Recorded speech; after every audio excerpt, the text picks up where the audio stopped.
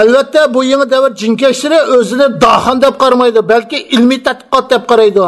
Chunki shayton ularga qilayotgan ishlarni o'zlariga ilmiy tadqiqot deb ko'rsatgan. Alloh saqlasin. Şuna asasen insan tabiatidagi obro'liq yaratilish, qo'rqish xarakterli xususiyatlar kufr maktablardan, jamiyatlardan va shularning nashratidan chiqqan kitoblardan uzuq qilingan. Shu vajdan chet el yashayotgan nurg'ulg'an vatandoshlarimiz butun dunyo xalqiga o'zining to'mini tutqizgan. Sözümüzü qarsa, Xitoydan qo'rqmaydiganligimizdan to'shqan, lekin Xitoy o'tkazib berdi ekan degan gap yoki harakatlar ko'rildimi bo'ldi. O'zini qo'ydigan yer yo'q.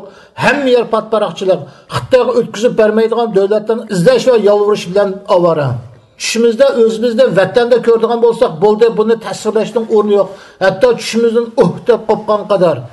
Mushu oltimizdan kim bizni ko'zga ilsin? Shundoq bularning ba'zilari Xitoyning turmushdagi ruhiy va jismoniy azoblarga to'g'rinishdan qo'rqadi. Yana ba'zilari tayoq to'qmoq turmadan qo'rqmasmi, vatandagi do'st birodarlari, al-og'inlari, urug' tuqqanlari orasida obro'yining to'kilishidan qo'rqadi. Chunki bu shaxs bularning nazarida o'zining chet eldagi bir erkin davlatda yashaganligi bilan obro'yliq va ilg'or fikrlik, albatta kamtarlik bor. Şair bir o'likka shundoq isil qimmat bog'liq kipan foyda bermagandek bir xorlangan vatansiz insonga uning oltin kumush pul dunyo obro'ylari uningga hargiz asqatmaydi. Ya'ni uning o'rnini ko'tara olmaydi. Bu she'r bizga nima degan emas. Chet elda yurib qanchalik mansab pul dunyo topdinglar. Hamda sizdan biz bilan moslashmasangiz Xitoyga o'tkazib o'tamiz deganda siz ularga xorliq bilan mansabingizni, pul dunyoringizni tanlagingiz yaxshimi yoki Alloh bizni kupaya Allah nimaga yaxshimi deb izzingiz bilan qarshi tarafni xorada tushirib qo'yish yaxshimi? Unutib qolmaylik, boshqalarning ko'nglini uftish, boshqalar oldida yuz obro' qozonish, qadda qilganda boshqalar qalbining chunqur qatlamlaridan o'rin ola olamiz deb aqidaga zid bo'lgan psixologiya kitoblarining axlat o'lisiga murojaat qilish, xuddi ochiq tanlagan ondan o'zining ochiq tarini boshqalardan yoshirish uchun attir chechib texim bak qonsiqlab ketgan kishining misoliga o'xshaydi. Bu qalb Alloh subhanahu va taoloning barmoqlarining orasidadir. Uni o'zi xohlagancha tasarruf qildi. Payg'ambar sallallohu alayhi vasallamning eng ko'p qilgan duosi ya muqallibal qulub sabbit qalbi ala dinik. Ey qalblarni o'zgartiruvchi zot, qalbimni diningda mustahkam qilgin. Chunki qalb o'zgarishchandir. Agar qalb o'zgarishchan bo'lmagan bo'lsa, kofir peti, musulmon peti qalar edi. Mana atrofimizda nurg'un kofirlarning musulmon bo'lganligini, ya'ni nurg'unlagan musulmonlarning dindan chiqayotganligini, ya'ni nurg'ulgan qiyinlashlarimizning nurg'un jafo mushaqqat ixtisos sarf qilib, sepimiz qetilib, ondan keyin o'zi bilgan sabablardan sepimizdan tushib qilayotganligini, yana bir-birsini bir necha kun ko'rmasa chidamaydiganlarning bir mezgildan keyin bir-birisidan nafratlanadigan tarafga o'zgarayotganligini hech qiynalmay bayqay olamiz. Birdam yig'layotgan, birdam kulayotgan xohlasangiz har taraf qarang. Shu sababdan bu din boshqalarning bizga oshkor bo'lgan tarafi bilan muomala qilishga chaqirdi. Osama bin Zaydning la ilaha illalloh degan kishini o'ltirayotganda payg'ambar sallallohu alayhi vasallamning ya Osama la ilaha illalloh degan kishini o'ltirayotdingmi deganda u o'limdan qo'rqib shundoq dedi deganda sen uning yuragini yerib ko'rib baqdingmi degan hadisi hammamizga ayon. Shundoqla Abu Hurayra radhiyallohu anhudan Qiyomat kuni Alloh subhanahu va taoloning oldiga boy, olim, shahiddan iborat 3 kishining keltirganligi, olimning o'z ilmini Alloh yo'lida ishlatganligi, boyning o'z milini Alloh yo'lida sarf qilganligi, shahidning o'z jinini Alloh yo'lida qurbon qilganligi bayon qilganda Alloh subhanahu va taoloning ularga balki sizlar yolg'onchisizlar, birsinglar olim atilish uchun shunda qildinglar, ham dunyoda shunda ataldinglar. Yana birsinglar boy atilish uchun shunda qildinglar, dunyoda shunda ataldinglar. Yana birsinglar botir atilish uchun jang qildinglar, dunyoda botir ataldinglar deb hammani birinchi bo'lib do'zaxga tashlaydiganligi to'g'risidagi hadis hammamizga mashhur. Umar ibn Hattob bir qatimliq nutqida biz payg'ambar sallallohu alayhi vasallamning vaqtida kishilarni vahiy orqali bilib turardik. Hozir payg'ambar sallallohu alayhi vasallam aramizda yo'q. Endi biz kishilarning bizga ayon bo'lgan tarafi bilan muomala qilamiz. O kishi bizga sirtdan yaxshi ko'rinsa, biz uni yaxshi deb bilamiz. Agar sirtdan nachar bilinsa, biz uni nachar bilamiz. Uning ichi yaxshi bo'lib ketgan taqdirdami? Albatta biz uning ichki tarafini Allohga topshiramiz. Aziz qarindoshlar, bu bir nozik masala, chunki shayton Allah'ın tanlangan bir turkum bandalaridan boshqa butkul insonni ozdiradiganligi bilan qasam qilyapti. Mana bugungi kunda ummat uchun yurkiyotgan, o'z dinini olqinida cho'g'ni changallab ilib qechim tog' o'nkirlarda yashayotgan ummat yetakchilari o'z qalamida shuni yozdi. Bugungi kunda eng chong bo'xtonni o'z ustiga ilib olgan kishi Abdullah Azzam va Shayx Osamadir. Amerikani asos qilgan butkul dunyo tashviqotlari bu ikki ummat shirini Amerikaning Sovet ittifoqiga qarshi FBI, CIA'da tarbiyalangan xodimlar deb tashviq qildi. Hatto 11-sentabr jihodini Amerikaning ko'rsatmasi bo'yicha qildi deyildi. Faqat Alloh xohlagan oz sondagi kishilardan boshqa ko'pchilik insonlar shaytonning mushi tashviqotiga aldandi. Aldanmadi deganda bu gumon bilan qardi. Rostdan shundaqmi? Qanchalik odam Shayx Abu Lays Libiya, Shayx Atiyatullah, Shayx Anvar Avlaqi qatorliq dunyo kufrlarining abdi bashirisini ichib, ularning qizil unguchiga tikan bo'lib sanchilib shahid bo'lib ketgan ustozlarimizni to'laydi. Ustoz Abu Musab Suriy o'zining Da'vatul Muqavama degan kitobining kir so'zida o'zining bu kitobini bir necha kishining bir ko'rib chiqishini tavsiya qiladi. Bularning ichidagi birisi dal Abu Lays Libiya. Nima uchun Abu Lays Libiya? Chunki bu Abu Lays Libiya jihodiy o'lmalarning orasida o'zining fikri va jangovarligi bilan ko'p mashhur. Ham Amerikaning Afg'oniston qilgan tajovuzga qarshi eng oldida turganlardan birisidir. Hatto yerliklar o'zining Abu Lays Libiyani ko'rib boqqanligi bilan ko'p faxrlanadi. Qarindoshlarimizga Abu Lays Libiyaning bir fazilatini tilga olsam, qarindoshlarimizga nisbatan Abu Laysni tushunish ularning zehniga bir qadar urilishli deb qarayman. Jihad maydonidagi arab yoki ajam bo'lsin, eng mushkul masala bo'ytoqli masalasidir. Shu sababdan bir arab qarindishimiz o'zining vatandagi singlisining rasmini keltirib, uni Abu Laysga berib, bu mening singlim, ko'rib boq, agar xolsang, uni sana nikohlab qo'yay deb, uning mushkulini hal qilib qo'ymoqchi bo'ladi. Shundan u bu rasmni udul yana bir qarindishning oldiga qo'yib, rasmni u qarindishiga berib, bu qiz bilan nikohlangan. Agar bilsang, men bu rasmni qizni ko'rib boqmadim. Mana o'zi muhtoj turib qilinishi o'tildi. Rasmni qarab qo'ymay qizning va akisining, yigitning izzat obro'yini saqladi. Butun dunyo kufrlari Abdullah Azam va Shayx Osamani qarlayotganda Shayx Abu Lays o'rnidan turib, bular haqida bugun ummat eg'izda ko'chib yurgan o'zining mashhur so'zini dedi. Ummat zehinda o'chgan jihad o'tini yondirgan kishi Abdullah Azamdir. Kim bilan jang qilishini ko'rsatgan kishi Shayx Osamadir. Qandoq jang qilishni o'rgatgan kishi Abu Musab Zarqaviydir.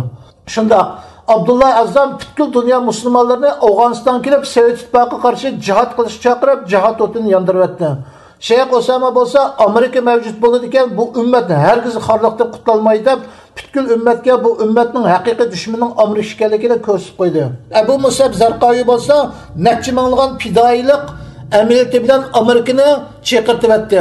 Kufr olimining asosiy maqsadi shuki, islom ummatidan chiqqan yetakchilarga qo'lidan keladigan barliq vositalarni ishlatib, ularga bo'xton chaplab, ularni xalqdan ayritish, ham dunyoda bo'layotgan har qanday bir cho'ng o'zgarish, Yahudi va Amerika qatorliq davlatlarning ma'lum bir maqsadga yetish uchun ilib berayotgan planidir deb boshqalarga ko'rsatgan sehridir. Mana bugungi kundami bir turkum kishilar Xitoy Hasan Mahsumni maqsad qo'yayotgan deb tuhmat o'qiga gumon suyunchilab etyotidi. Mayli Abdullah Azam, Shayx Osama va yoki Hasan Mahsum bo'lsin, ular qartilgan so'zlarning hammasi asos jihatdan gumon va farazdir. Qur'on Karimning ro'yi bo'yicha gumon eng cho'ng yolg'ondir. Hadisning ko'rsatmasi bo'yicha insonning onglig'ini, ko'rginini yetkazib yurishining o'zi yetarli gunohdir. Biz ummat yetakchilariga kufrning tashviqot vositalari bilan qaramay, Qur'on hadisning ro'yi bo'yicha eng oz degandimi ularning bizga qilgan da'vat va chaqiriqlaridagi bizga oshkora bo'lgan taraflari bilan kupayinib ichini Alloh qo'ysak, Allohu akbar. Gumon farazlardan boshqalarning ichini oqtirishdan saqlanaylik. Nurg'un kishilar payg'ambar sallallohu alayhi vasallamning yuziga birli qaradiyo, ondan bu yuzda hech qanday yolg'onchilikning nishoni yo'q ekan deb iymon etdi. Xohlsanglar mushu psixologiya bilan shug'ullanganlarga qaranglar. Bularning yuzida odam talat yo'q. Bir xil qulluq shumliq chiqib turdi. Bularning xususiyatlari o'zini aqlliq chog'laydi. Albatta kamtarlikmi bor. Alloh subhanahu va taolo kalima tavhidni bir uchi zaminda, yana bir uchi osmonga taqashgan daraxt o'xshasa, kufr kalimasini yiltiz bo'lgan qarorsiz daraxt o'xshatadi. Shu sababdan bu psixologlarning ilmiy aqida bilan bog'lanmag'achqa, bularning muomalasi asos jihatdan sunniylik bilan to'shqan. Bular xuddi do'kon saroylariga isib qo'ygan, ta'mi, purqi bo'lmagan sunniy yopirmoq uzum shaptolariga o'xshaydi. Bular dastlabda kishiga nihoyat yaxshi ta'sir qiladi. Xuddi qishning sovuq bir kunida g'izolanish uchun bir oshxona kirganimizda, bu oshxonaning usti tarafining sunniy sanjoq uzumlar bilan bezalganini ko'rganimizda bizni ajablantirganiga o'xshash. Əminətdə bizni özünə cəlb qılğan məşu sünni üzüm şapdıllar xam neftning ayrılıb, çəkilinib, axırı taşlandıq bolğan çirindirlərini yasalğan. Mana məşu özünə aqlıq çağlaydigan psixologlar əminətdə pişpalpal işi qalğan insanlardır. Həqiqətən bunlar başqalarını özünə qartışqa mayır. Həm hər qanaq adam bilan qızğın muamele qılalaydı. Bundaq bolışı ular özünün yolu bilan emas, bəlkə sizin yolunuzga kirib turib muamele qiladi. Misalga bir ko'rimsiz odamni sizni noit kelishgan ishkansiz deyish uni masxir qilganga barobardir. Shunga oldi bilan bular bundaq ko'rimsiz yoki muomala qilish tas bo'lgan odamlarni oldi bilan kuzatadi. Bularning yangi bir oyoq yoki shim kelgan vaqtidan foydalanib, oyog'ingiz bek chiroyli ekan, sizga shundoq mos kelibdi, nereden oldingiz degandek o'z yoqtirmasmi yolg'on yavudoq so'zlar bilan qarshi tarafning yo'li orqali uning ichki dunyosiga kirib, muomalaning dastlabki mevzusini uzadi. Shunga bular noit qisqa mezgillik boshqalarga yaxshi ta'sir qoldira oladigan, xuddi yolg'on shaptini ko'rgan kishi qisqa mezgil uningdan ajablanib, keyin uning yigini bo'lmaydigan kuydirisimi ochiq chiqgan nechtag'ar qo'ysimi 1 kilo chiqmaydigan vazni yo'q chirnish keligini biladi. Shu sababdan bular birinchidan o'z to'ymagan holda jamiyatga yolg'onchilikni yomg'itib qo'ydi. Ikkinchidan bular jamiyatga ishqizimlik va xiyonatni umuman surib qo'ydi. Bundaq bo'lishi bular boshqalarga qilgan muomalada Alloh rozi bo'lamdi yoki rozi bo'lmamdi deganni ko'z tutmay, balki qarshi tarafning nafsiga shu so'z yoqamdi yoki qabul qila olamdi deganni asos qilish bilan o'zini va boshqalarni ishqizimchi qilib qo'ydi. Qanday kishi ishqizimchi deganda gapning o'zidan chiqib turdi. Bundaq kishi ayrim ikki bo'lak jamoatning oldiga har ikkilisi rozi bo'lgan so'z bilan bordi. Ya'ni al-vala val bara aqidasiga xilof, hech kimga sat ko'rinmaslik. Hozir Xitoy hukumati bunga eng yaxshi misol bo'la oladi. Bular musulmon davlat va xalqning oldiga bir yuzi bilan Amerika va uning ittifoqdoshlarining siyosatiga qattiq qarshi ekanligi bilan keladi. Yana bir tarafdan Amerika va uning ittifoqdoshlariga o'zining ularga o'xshash kofir ekanligi, musulmonlar qilgan maxfiy va yo'shin adovatlarini oshkorlab, ular rozi bo'lgan yana bir yuz bilan keladi. Xalq podshoning dindi bo'ldi degan hadisga asosan butun Xitoy ish yuzini to'shib ketgan. Amaliyotda bundaq kishi hamma odamning ko'ziga sat ko'rinib qoladi. Uchinchidan bular fitnani uyg'otadi. Payg'ambar sallallohu alayhi vasallam fitna uxlayotgan jilondir. Kim uni uyg'otsa Allohning la'nati bo'lsin. Mana bu psixologlar boshqalarning xiyolini va uning ichidagini qidirib chiqarish kerak deb uni midirlatadi. To'rtinchidan bular ozg'undir. Ali ibn Abu Talib bir qitim munbarga xutba o'qigani mengayotganda bir xavarij o'rnidan turib "Inil hukmu illa lillah" hukm Alloh xosdir deganda Ali roziyallohu anhu uning qartib bu botilni iroda qilgan haq so'zdir deydi. Shu sababdan ulamolar o'zining maqsadiga yetish uchun oyat hadisini dalil qilgan kishini ozg'un deydi.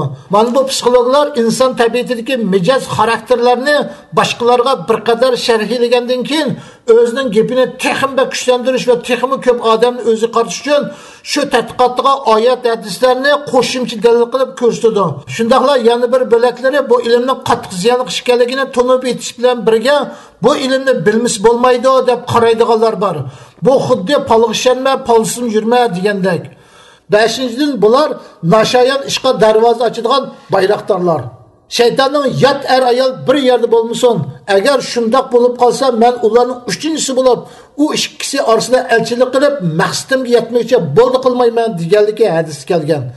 Mana bu psixolog ayol boshqalardan ayrim paranglashish psixologiyaga munosib deb qaraydi. Bundaq bo'lishi bular muomala usti bo'lganlik uchun o'zining yolg'on yavudoq gaplari bilan boshqalarning ko'nglini o'g'layotgan va ularni o'ziga qartayotgan maydonda o'z juftining bo'lib qolishini xohlamaydi. Chunki o'z juftining qartib qo'yib boshqalarni uchirish va o'ziga qartish juftining noroziligi va kundashligini qo'zg'atadi. Mushundaq norozilikning oldini olish uchun yot ayollar bilan ayrim ichilib yeyilib paranglashish bularning psixologiyasidagi apchil chora.